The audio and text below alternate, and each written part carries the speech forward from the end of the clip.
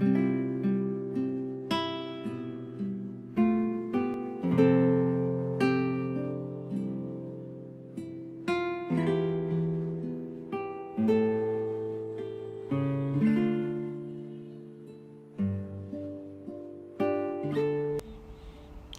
mabuting balita ng Panginoon ayon kay San Lucas.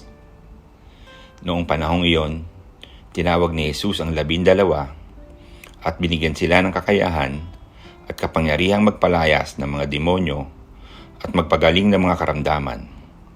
At sinugo niya sila upang ipahayag ang paghahari ng Diyos at magpagaling ng mga may sakit. Sila'y pinagbilinan niya, huwag kayong magbaon ng anuman para sa inyong paglalakbay, kahit tungkod, supot, tinapay, salapi o bihisan.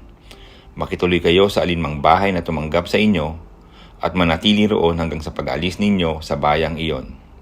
At sakaling hindi kayo tanggapin, umalis kayo roon at ipagpag ninyo ang alikabok ng inyong mga paa bilang babala sa kanila.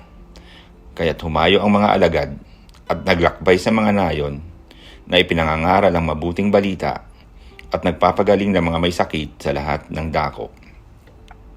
Ang mabuting balita ng Panginoon.